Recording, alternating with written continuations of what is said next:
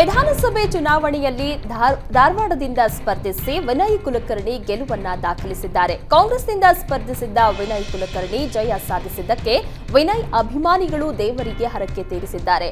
ವಿನಯ್ ಕುಲಕರ್ಣಿ ಅಭಿಮಾನಿ ಅರುಣ್ ಮೊರಬಾ ಎಂಬ ಯುವಕ ದೀರ್ಘದಂಡ ನಮಸ್ಕಾರ ಹಾಕಿದ್ದಾರೆ. ಸುನಕೇರಿ ಓಣಿಯಿಂದ ಚೌರಿ ಬಸವೇಶ್ವರ ದೇವಸ್ಥಾನದವರೆಗೂ ಸುಮಾರು 3 ಕಿಲೋಮೀಟರ್ ದೀರ್ಘದಂಡ ನಮಸ್ಕಾರ ಹಾಕುವ ಮೂಲಕ ಅಭಿಮಾನ ಮೆರೆದಿದ್ದಾನೆ. ವಿನಯ್ ಕುಲಕರ್ಣಿ ಗೆಲುವಿಗಾಗಿ ಹರಕೆ ಹೊತ್ತಿದ್ದ ಅರುಣ್ ವಿನಯ್ ಕುಲಕರ್ಣಿ ಜಯ ಸಾಧಿಸಿದ ಬೆನ್ನಲ್ಲೇ ಹರಕೆಯನ್ನ ತೀರಿಸಿದ್ದಾನೆ. ಬಿಜೆಪಿ ನಾಯಕ ಸಿಟಿ ರವಿ ವಿರುದ್ಧ ಎಂಪಿ ಕುಮಾರಸ್ವಾಮಿ ವಾಗ್ದಾಳಿ ನಡೆಸಿದ್ದಾರೆ. ಸಿಟಿ ರವಿ ನನ್ನನ್ನ ಬಿಜೆಪಿಯಿಂದಲೇ ಹೊರಹಾಕಿದ್ರು, ಆದರೆ ಇಂದು ಅವರೇ ಕ್ಷೇತ್ರವನ್ನ ಖಾಲಿ ಮಾಡಬೇಕಾಯಿತು. ನನ್ನನ್ನ ಬಿಜೆಪಿಯಿಂದ ಹೊರಹಾಕಿದ್ದಕ್ಕೆ 5 ಕ್ಷೇತ್ರಗಳಲ್ಲಿ ಬಿಜೆಪಿ ಸೋಲಬೇಕಾಯಿತು ಅಂತ ಸಾಮಾನ್ಯ ಜನ ಹೇಳ್ತಿದ್ದಾರೆ. ಜೆಡಿಎಸ್ನಲ್ಲಿ ಬೂತ್ ಲೆವೆಲ್ನಲ್ಲಿ ಪಕ್ಷ ಸಂಘಟನೆ ಇರಲಿಲ್ಲ, ಹಾಗಾಗಿ ಈ ಬಾರಿ ನಾನು ಸೋತಿದ್ದೇನೆ. ನನಗೆ ಸಿಕ್ಕ ಅಲ್ಪಾವಧಿಯಲ್ಲಿ ಎಲ್ಲವನ್ನ ಸರಿ ಮಾಡಿಕೊಂಡು ಚುನಾವಣೆಯಲ್ಲಿ ಗೆಲ್ಲೋದಕ್ಕಾಗಲಿಲ್ಲ. ಮುಂದೆ ಎಲ್ಲ ಸರಿಪಡಿಸಿಕೊಂಡು ಜಿಲ್ಲಾ ಪಂಚಾಯತ್ ತಾಲೂಕ್ ಪಂಚಾಯತ್ ಎಲೆಕ್ಷನ್ ಮಾಡ್ತೀವಿ. ಹಿಂದೆ ಮೂಡಿಗೆರೆ ಬಿಜೆಪಿಗೆ ಜೀವ ತುಂಬಿದವನೇ ನಾನು ಅಂತ ಚಿಕ್ಕಮಗಳೂರು ಜಿಲ್ಲೆ ಮೂಡಿಗೆರೆಯಲ್ಲಿ ಎಂಪಿ ಕುಮಾರಸ್ವಾಮಿ ಹೇಳಿದ್ದಾರೆ. ಕೋಡಿಮಠದ ಶ್ರೀಗಳ ಭವಿಷ್ಯವಾಣಿ ಮತ್ತೊಮ್ಮೆ ನಿಜವಾಗಿದೆ. ರಾಜ್ಯದಲ್ಲಿ ಒಂದೇ ಪಕ್ಷ ಅಧಿಕಾರಕ್ಕೆ ಬರುತ್ತದೆ. 2023ರಲ್ಲಿ ರಾಜ್ಯದಲ್ಲಿ ಅತಂತ್ರ ಸರ್ಕಾರ ಬರೋದಿಲ್ಲ ಅಂತ ಕೋಡಿಮಠದ ಶ್ರೀಗಳು ಮೊದಲೇ ಭವಿಷ್ಯ ನುಡಿದಿದ್ರು. ಜನವರಿ 13ಕ್ಕೆ ಹೊಸಪೇಟೆಯಲ್ಲಿ ಕೋಡಿಮಠದ ಶ್ರೀಗಳು ಭವಿಷ್ಯ ಹೇಳಿದ್ರು. ಇದೀಗ ಕೋಡಿಮಠದ ಶ್ರೀಗಳು ನುಡಿದಂತೆ ರಾಜ್ಯದಲ್ಲಿ ಬಹುಮತದ ಕಾಂಗ್ರೆಸ್ ಸರ್ಕಾರ ಅಧಿಕಾರಕ್ಕೆ ಬಂದಿದೆ. ಹೀಗಾಗಿ ಜನರಿಗೆ ಕೋಡಿಮಠದ ಶ್ರೀಗಳ ಮೇಲಿರುವ ವಿಶ್ವಾಸ ಮತ್ತು ನಂಬಿಕೆಯನ್ನ ಈ ಭವಿಷ್ಯ ಮತ್ತಷ್ಟು ಹೆಚ್ಚಿಸಿದೆ. ಶ್ರೀಗಳು ಭವಿಷ್ಯ ನುಡಿದಿದ್ದಾಗ ಈ ಬಗ್ಗೆ ಸಾಕಷ್ಟು ಚರ್ಚೆ ಆಗಿತ್ತು. ಆದರೆ ಕೋಡಿ ಶ್ರೀಗಳ ಭವಿಷ್ಯ ಇದೀಗ ನಿಜವಾಗಿದೆ. ಸಿಎಂ ಯಾರಾಗಬೇಕೆಂಬ ಚರ್ಚೆ ತೀವ್ರತೆ ಪಡೆದಿದ್ದಾಗಲೇ ಇತ್ತ ದಲಿತ ಸಿಎಂ ಕೂಗು ಕೂಡ ಜೋರಾಗಿ ಕೇಳಿ ಬರ್ತಾ ಇದೆ. ಚಿತ್ರದುರ್ಗದಲ್ಲಿ ಛಲವಾದಿ ಮಠದ ಬಸವನಾಗಿದೇವ ಶ್ರೀಗಳು ಡಾಕ್ಟರ್ ಜಿ ಪರಮೇಶ್ವರ್ ಸಿಎಂ ಸ್ಥಾನ ಕೊಡಬೇಕು ಅಂತ ಸಲಹೆ ಕೊಟ್ಟಿದ್ದಾರೆ. ಕಾಂಗ್ರೆಸ್ ಹೈಕಮಾಂಡ್ಗೆ ಬಸವನಾಗಿದೇವ ಶ್ರೀಗಳು ಸಲಹೆ ಕೊಟ್ಟಿದ್ದು, ಈವರೆಗೆ ಪರಿಶಿಷ್ಟ ಸಮುದಾಯದ ಯಾರೂ ಕೂಡ ಕರ್ನಾಟಕದ ಸಿಎಂ ಆಗಿಲ್ಲ. ಡಾಕ್ಟರ್ ಜಿ ಪರಮೇಶ್ವರ್ ಹಿಂದೊಮ್ಮೆ ಸಿಎಂ ಸ್ಥಾನದಿಂದ ವಂಚಿತರಾಗಿದ್ದರು. ಡಾಕ್ಟರ್ ಜಿ ಪರಮೇಶ್ವರ್ ಮುಖ್ಯಮಂತ್ರಿ ಸ್ಥಾನಕ್ಕೆ ಅರ್ಹ ವ್ಯಕ್ತಿಯಾಗಿದ್ದಾರೆ. ಕಾನೂನು ಸುವ್ಯವಸ್ಥೆ, ದಕ್ಷ ಆಡಳಿತ ನೀಡಬಲ್ಲ ವ್ಯಕ್ತಿತ್ವ ಪರಮೇಶ್ವರ್ ಅವರಿಗಿದೆ ಅಂತ ಶ್ರೀಗಳು ಹೇಳಿದ್ದಾರೆ. ರಾಜ್ಯ ವಿಧಾನಸಭಾ ಚುನಾವಣೆಯಲ್ಲಿ ಸೋಲುಂಡ ಎಂಪಿ ರೇಣುಕಾಚಾರ್ಯ ಇನ್ನೂ ಅದೇ ನೋವಿನಲ್ಲಿದ್ದಾರೆ. ದಾವಣಗೆರೆ ಜಿಲ್ಲೆಯ ಹೊನ್ನಾಳಿ ಕ್ಷೇತ್ರದ ಮಾಜಿ ಶಾಸಕ ರೇಣುಕಾಚಾರ್ಯ ಇಂದು ಕಾರ್ಯಕರ್ತರ ಮುಂದೆಯೇ ಕಣ್ಣೀರು ಹಾಕಿದ್ದಾರೆ. ಸೋಲಿನ ಬೆನ್ನಲ್ಲೇ ಕಳೆದ 3 ದಿನಗಳಿಂದ ರೇಣುಕಾಚಾರ್ಯ ಹೊನ್ನಾಳಿ ಕ್ಷೇತ್ರವನ್ನು ಸುತ್ತುತ್ತಾ ಇದ್ದಾರೆ. ಕ್ಷೇತ್ರದ ಕಾರ್ಯಕರ್ತರು ರೇಣುಕಾಚಾರ್ಯಗೆ ಧೈರ್ಯ ತುಂಬುತ್ತಾ ಇದ್ದು, ಅನೇಕ ಕಾರ್ಯಕರ್ತರು ರೇಣುಕಾಚಾರ್ಯ ಮನೆಗೂ ಭೇಟಿ ಕೊಡ್ತಾ ಇದ್ದಾರೆ. ಇದು ನಿಮ್ಮ ಸೋಲಲ್ಲ, ನಮ್ಮ ಸೋಲು, ಇಡೀ ಹೊನ್ನಾಳಿ ಕ್ಷೇತ್ರದ ಸೋಲು ಅಂತ ರೇಣುಕಾಚಾರ್ಯ ಅವರಿಗೆ ಸಾಂತ್ವನ ಹೇಳ್ತಿದ್ದಾರೆ. ದೇವರಹಿಪ್ಪರಗಿ ಶಾಸಕ ರಾಜುಗೌಡ ಪಾಟೀಲ್ ವಿಜಯಶಾಲಿಯಾದರೆ ದೀರ್ಘದಂಡ ನಮಸ್ಕಾರ ಹಾಕುವುದಾಗಿ ಅಭಿಮಾನಿ ಹರಕೆ ಹೊತ್ತಿದ್ರು.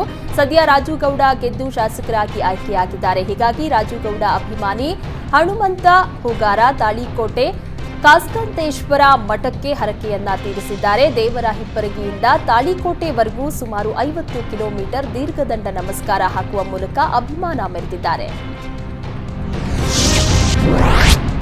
ಉಡುಪಿಯ ಕಾರ್ಕಳ ಕ್ಷೇತ್ರದಲ್ಲಿ ಈ ಬಾರಿ ಗುರು ಶಿಷ್ಯರ ಕಾಳಗವೇ ಏರ್ಪಟ್ಟಿತ್ತು. ಬಿಜೆಪಿಯ ಸುನಿಲ್ ಕುಮಾರ್ ವಿರುದ್ಧ ಹಿಂದೂ ಫೈರ್ ಬ್ರ್ಯಾಂಡ್ ಪ್ರಮೋದ್ ಮುತಾಲಿಕ್ ಸ್ಪರ್ಧೆಗೆ ಇಳಿದಿದ್ದರಿಂದ ಕಾರ್ಕಳ ಅಖಾಡ ರಂಗೇರಿತ್ತು. ಸುನಿಲ್ ಕುಮಾರ್ ವಿರುದ್ಧ ಪ್ರಮೋದ್ ಮುತಾಲಿಕ್ ಅಭಿವೃದ್ಧಿಯ ಬಗ್ಗೆ ಅಪಹಾಸ್ಯ ಮಾಡಿದ್ರು. ಆದರೆ ಚುನಾವಣೆ ಮುಗಿಯುವವರೆಗೂ ಸುನಿಲ್ ಕುಮಾರ್ ಮಾತ್ರ ನೇರವಾಗಿ ಮುತಾಲಿಕ್ ವಿರುದ್ಧ ಎಲ್ಲಿಯೂ ಮಾತಾಡಿರಲಿಲ್ಲ. ಸದ್ಯ ಚುನಾವಣೆಯಲ್ಲಿ ಗೆದ್ದ ಬಳಿಕ ಸುನಿಲ್ ಕುಮಾರ್ ಮುತಾಲಿಕ್ ವಿರುದ್ಧ ವಾಗ್ದಾಳಿ ನಡೆಸಿದ್ದಾರೆ. ಮುತಾಲಿಕ್ ಕಾಂಗ್ರೆಸ್ನಿಂದ ದುಡ್ಡು ಪಡೆದಿದ್ದಾರೆ ಅಂತ ಆರೋಪಿಸಿದ್ದಾರೆ. ಸುನಿಲ್ ಕುಮಾರ್ ಆರೋಪಕ್ಕೆ ಮುತಾಲಿಕ್ ಕೂಡ ತಿರುಗೇಟು ಕೊಟ್ಟಿದ್ದು, ಕಾರ್ಕಳದ ಮಾರಿಯಮ್ಮ ದೇವಿಯ ಮೊರೆ ಹೋದ ಮುತಾಲಿಕ್ ನಾನು ಕಾಂಗ್ರೆಸ್ನಿಂದ ದುಡ್ಡು ಪಡೆದಿಲ್ಲ ಅಂತ ಪ್ರಮಾಣ ಮಾಡಿದ್ದಾರೆ.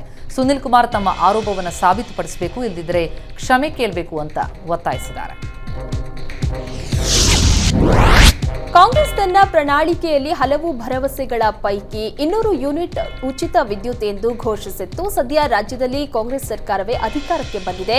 ಹೀಗಾಗಿ ಜನ ಕರೆಂಟ್ ಬಿಲ್ ಕಟ್ಟಲ್ಲ ಅಂತ ಪಟ್ಟು ಹಿಡಿದಿದ್ದಾರೆ. ಚಿತ್ರದುರ್ಗ ತಾಲೂಕಿನ ಜಾಲಿಕಟ್ಟೆ ಗ್ರಾಮದಲ್ಲಿ ಬೆಸ್ಕಾಂ ಮೀಟರ್ ರೀಡರ್ಗೆ ಗ್ರಾಮಸ್ಥರು ಆವಾಜ್ ಹಾಕಿದ್ದಾರೆ. ನಾವು ಕರೆಂಟ್ ಬಿಲ್ ಕಟ್ಟಲ್ಲ ಎಂದು ಆವಾಜ್ ಹಾಕಿರುವ ವಿಡಿಯೋ ವೈರಲ್ ಆಗಿದೆ. ರಾಜ್ಯದಲ್ಲಿ ಕಾಂಗ್ರೆಸ್ ಅಧಿಕಾರಕ್ಕೆ ಬಂದಿದೆ, ನಾವು ಬಿಲ್ ಕಟ್ಟಲ್ಲ, ವಿದ್ಯುತ್ ಫ್ರೀ ಎಂದು ಮೊದಲೇ ಕಾಂಗ್ರೆಸ್ ಘೋಷಿಸಿದೆ. ಈಗ ಕಾಂಗ್ರೆಸ್ ಪಕ್ಷ ಅಧಿಕಾರಕ್ಕೆ ಬಂದಿದೆಯಲ್ಲ ಎಂದು ಬೆಸ್ಕಾಂ ಅಧಿಕಾರಿಗೆ ಜನ ತರಾಟೆಗೆ ತೆಗೆದುಕೊಂಡಿದ್ದಾರೆ.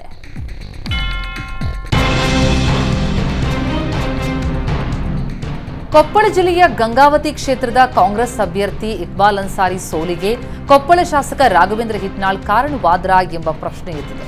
ಬಸವರಾಜ ರಾಯರೆಡ್ಡಿ ಮತ್ತು ರಾಘವೇಂದ್ರ ಹಿಟ್ನಾಳ್ ಮಾತನಾಡಿರುವ ವಿಡಿಯೋವೊಂದು ವೈರಲ್ ಆಗಿದೆ. ವೈರಲ್ ಆದ ವಿಡಿಯೋದಲ್ಲಿ ಇಕ್ಬಾಲ್ ಅನ್ಸಾರಿಯನ್ನ ಸೋಲಿಸಿಬಿಟ್ಟಿಯಲ್ಲೋ ಅಂತ ಬಸವರಾಜ ರಾಯರೆಡ್ಡಿ ಹೇಳಿದ್ದಾರೆ. ರಾಯರೆಡ್ಡಿ ಪ್ರಶ್ನೆಗೆ ಹಾಗೇನಿಲ್ಲ ಬಿಡಿ ಅಂತ ರಾಘವೇಂದ್ರ ಹಿಟ್ನಾಳ್ ಉತ್ತರಿಸಿದ್ದಾರೆ.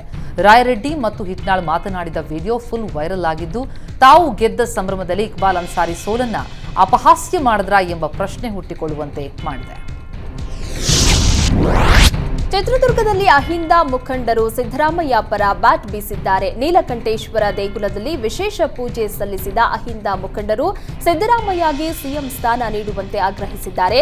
ಸಿದ್ದರಾಮಯ್ಯ ಪರ ಘೋಷಣೆ ಕೂಗಿ ಸಿಎಂ ಸ್ಥಾನಕ್ಕೆ ಆಗ್ರಹಿಸಿದ್ದಾರೆ. ಕೇವಲ 4 ಜಿಲ್ಲೆಗಳಿಗೆ ಸೀಮಿತರಾಗಿರುವವರನ್ನ ಸಿಎಂ ಮಾಡಬೇಡಿ, ಕಾಂಗ್ರೆಸ್ ಅಧಿಕಾರಕ್ಕೆ ಬರೋದಕ್ಕೆ ಅಹಿಂದ ವರ್ಗ ಕಾರಣ ಆಗಿದೆ. ಸಿದ್ದರಾಮಯ್ಯ ಅವರನ್ನ ಬೆಂಬಲಿಸಿ ಅಹಿಂದ ವರ್ಗದ ಮತ ಕಾಂಗ್ರೆಸ್ಗೆ ಸಿಕ್ಕಿದೆ. ಸಿದ್ದರಾಮಯ್ಯಗೆ ಸಿಎಂ ಸ್ಥಾನ ನೀಡಬೇಕು ಅಂತ ಅಹಿಂದ ಮುಖಂಡರು ಆಗ್ರಹಿಸಿದ್ದಾರೆ. ರಾಷ್ಟ್ರಾದ್ಯಂತ ವಿವಾದ ಸೃಷ್ಟಿಸಿದ್ದ ದಿ ಕೇರಳ ಸ್ಟೋರಿ ಈಗ ಕೊಲ್ಲೂರು ಮೂಕಾಂಬಿಕಾ ಕ್ಷೇತ್ರಕ್ಕೂ ಕಾಲಿಟ್ಟಿದೆ.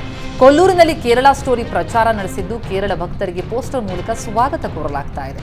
ನಿಮ್ಮ ಮುಂದಿನ ಪೀಳಿಗೆ ಕೊಲ್ಲೂರು ಮೂಕಾಂಬಿಕಾ ದೇವಸ್ಥಾನಕ್ಕೆ ಬರಬೇಕಂದ್ರೆ ನೀವು ದಿ ಕೇರಳ ಸ್ಟೋರಿ ಮೂವಿ ನೋಡಿ ಅಂತ ಪೋಸ್ಟರ್ ಹಾಕಲಾಗಿದೆ. ಲವ್ ಜಿಹಾದ್ ಕುರಿತು ಮೂಡಿ ಬಂದಿರುವಂತಹ ಈ ಚಿತ್ರ ನೋಡಬೇಕು ಅಂತ ಹಿಂದೂ ಜಾಗರಣ ವೇದಿಕೆ ಪೋಸ್ಟರ್ ಹಾಕಿದ್ದು ಎಲ್ಲರ ಗಮನ ಸೆಳೀತಾ ಇದೆ.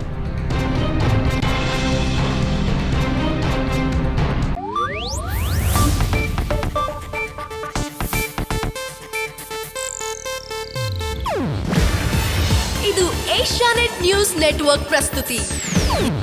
ನೀವು ನೋಡ್ತಿದ್ದೀರಾ ಏಷ್ಯಾನೆಟ್ ಸುವರ್ಣ ನ್ಯೂಸ್.